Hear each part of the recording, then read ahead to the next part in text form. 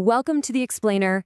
I am absolutely thrilled you're here today because we are digging into, literally, how American backyards used to be so much more than just a place to mow. There was a time when these spaces were bursting with life, lush with vegetables, herbs, and traditions passed down through generations. Today, we're exploring the lost backyard essentials that once fed entire families and ensured absolutely zero food waste. Think about it. Somewhere between the explosion of fast food, those endless supermarket aisles, and our modern, kind of weird obsession with perfectly manicured ornamental lawns, we totally lost touch with the backyard as a productive ecosystem. Gardens used to be these practical powerhouses, completely integrated into daily survival. To really grasp how these self-sustaining systems worked, we're going to break this explainer down into four key areas: clever low-tech growing hacks, the value of patience, preserving naturally, and finally, community gardening. Let's see how they solved everyday problems without ever plugging anything into a wall. All right, kicking things off with Section 1, clever low-tech growing hacks. Basically, ingenious ways early gardeners manipulated their environment. It is absolutely wild how people used to manipulate their climate with literally zero electricity. Long before commercial greenhouses were a thing, families just used what they had lying around. Enter the cold frame. You take an old storm window or a glass door, prop it at an angle over a basic wooden box, and boom! Just by trapping the sun's heat, this little hack turned a freezing spring morning into a cozy 70-degree paradise for greens like lettuce and spinach. It starts the growing season by months. Which brings us to another brilliant, low-tech hack, the cloche.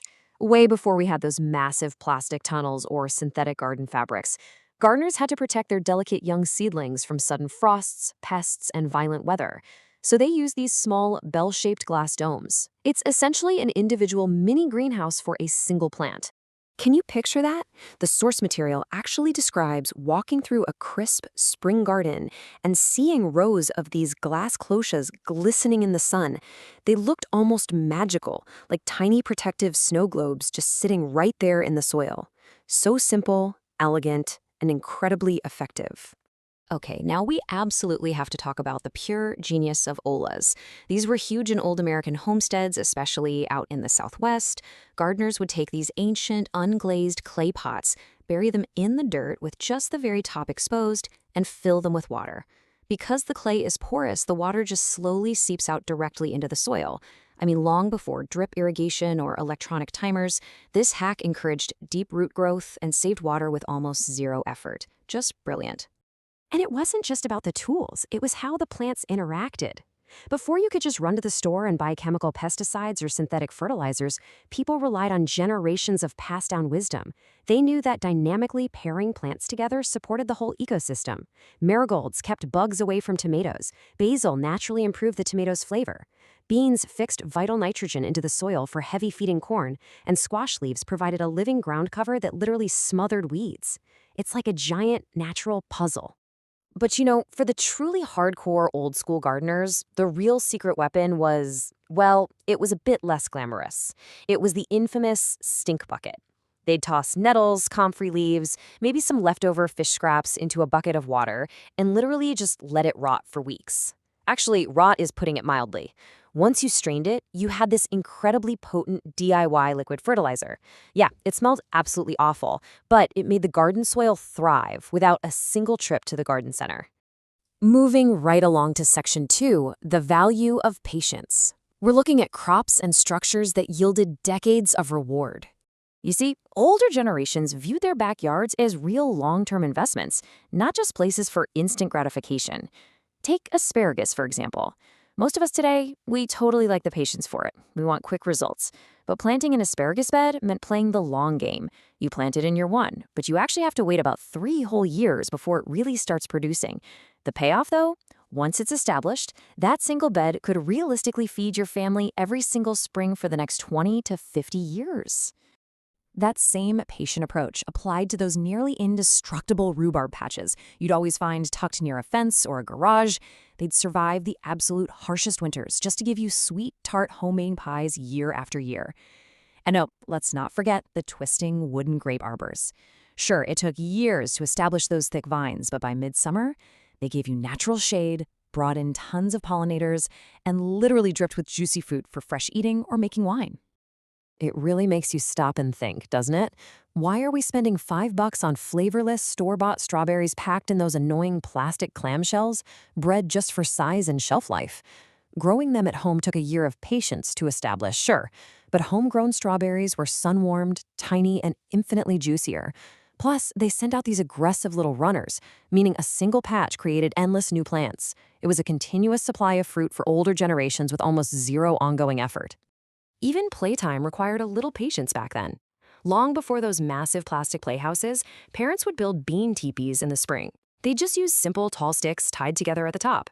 By midsummer, as the runner beans climbed up the poles, the whole thing transformed into a living, shady green hideaway for the kids. It kept them engaged with nature and, as a bonus, produced a steady, practical harvest of green beans. Talk about a win-win. All right, section 3, preserving the harvest naturally. Let's look at some zero-energy, beautiful methods of storing all this food. So once you harvested all that bounty, how did you keep it fresh for months without, plugging an appliance into a wall? Well, before modern refrigerators were the norm and before houses were built without basements, the energy-free root cellar was the absolute heart of winter food security for American families. These underground storage areas just naturally stayed cool year-round.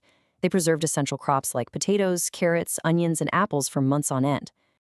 And the thing is, preservation wasn't just a practical chore. It was incredibly visual.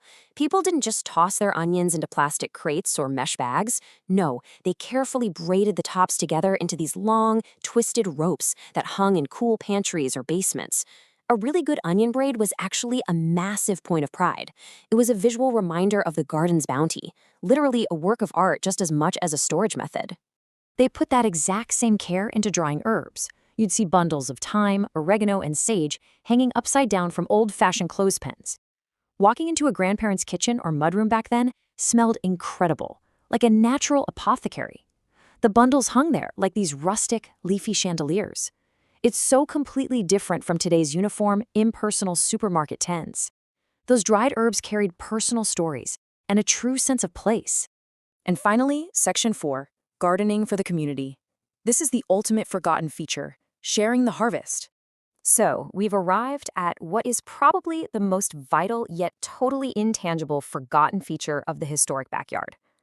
I want you to think about this for a second. What was the absolute best part of old school gardening? You'd probably assume it was the incredibly fresh taste of the produce, right? Or maybe that amazing feeling of ultimate self-sufficiency. But if you look at the source material, the truth is actually something far more profound. It was the patriotic community spirit. And we see this brilliantly exemplified by the Victory Gardens during World War II. It was this massive national movement where families used their backyards, city rooftops, and empty community plots to grow their own food. That self-sufficiency directly reduced the pressure on commercial food supplies, which supported the wider war effort. It was literally gardening for the greater good. Because the best part wasn't just what you managed to grow for yourself, it was what you shared. When the tomatoes absolutely exploded in August, you didn't let them rot, you shared them. There was this whole culture of leaving extra zucchinis on a neighbor's porch, or trading your cucumbers for someone else's eggs, or swapping canning jars. Nowadays, we might snap a picture of our harvest for social media to get a few likes, but back then, the real joy was found in actually feeding your community from your own soil. That kind of generosity is, for sure, the garden tradition we probably need most right now. So, as we wrap up this explainer, I want to leave you with this to chew on. Look out at your own outdoor space today, whether that's a sprawling lawn or just a tiny apartment patio.